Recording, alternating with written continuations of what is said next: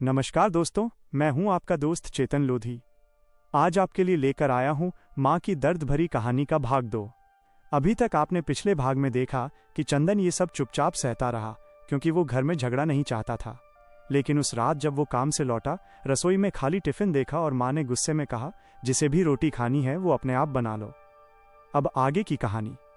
उस काली रात के कड़वे अनुभव के बाद चंदन ने फैसला कर लिया था कि अब वो उस घर में एक पल भी नहीं रुकेगा। वो अपनी मां का हाथ थामकर किराए के एक छोटे से मकान में चला गया। शुरुआत में नए माहौल में उसका दिल नहीं लगा, पर उसने मन में ठान लिया था कि चाहे जो हो जाए वो वापस उस अपमान की चौखट पर कदम नहीं रखेगा। दिन बीतते गए। चंदन काम पर जाता और मां घर संभालती। दोनों तंगी में भी सुकून की नींद सो रहे थे। उनके छोटे से संसार में खुशियां वापस लौट रही थीं। 2 महीने बाद का वो दिन। दूसरी तरफ राघव की जिंदगी नर्क बन चुकी थी। जिस पत्नी सुनीता के लिए उसने अपनी मां और भाई को घर से निकाला था, उसी ने उसका जीना हराम कर दिया था। एक शाम राघव ने भारी मन से मां को फोन लगाया। मां ने फोन उठाते ही कहा, हाँ राघव, बोल बेटा। राघव दूसरी तरफ फूट फूट कर रो पड़ा। उसकी सुबकियां फोन पर साफ सुनाई दे रही थीं। उसने कहा, मां, मुझे माफ कर दो। मैं बहुत दुखी हूं। सुनीता ने मेरा जीना दुश्वार कर दिया है। रोज के झगड़ों ने मुझे तोड़ दिया है मां। उसी वक्त चंदन काम से घर लौटा। मां को फोन पर बात करते देख उसने पूछा, मां, किससे बात कर रही हो? मां की आंखों में आंसू थे। उसने धीमी आवाज में कहा, राघव का फोन है। चंदन का चेहरा सख्त हो गया। वो बोला, अब क्या चाहिए उसे? सब कुछ तो दे दिया उसे, घर बार जायदाद। अब क्या बाकी रह गया है जो फिर फोन किया है? मां ने सिसकते हुए कहा, चंदन, वो बहुत रो रहा है। कहता है सुनीता ने उसका जीना मुश्किल कर दिया है। चंदन पहले तो चुप हो गया। उसके मन के एक कोने में अपने बड़े भाई के लिए टीज उठी, पर अगले ही पल उसे वो मंजर याद आ गया जब राघव और सुनीता ने मां के साथ बदसलूकी की थी।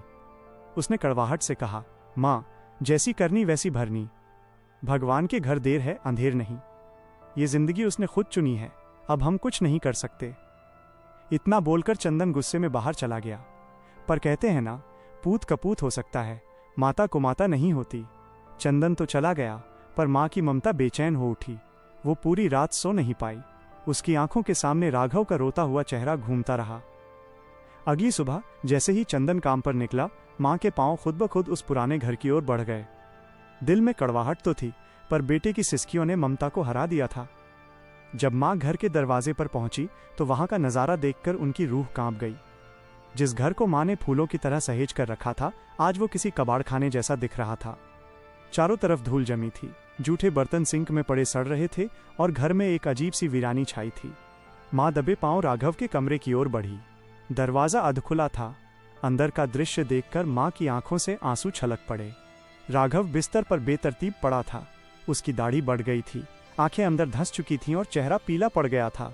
वो इतना कमजोर लग रहा था जैसे हफ्तों से उसने ढंग से खाना न खाया हो।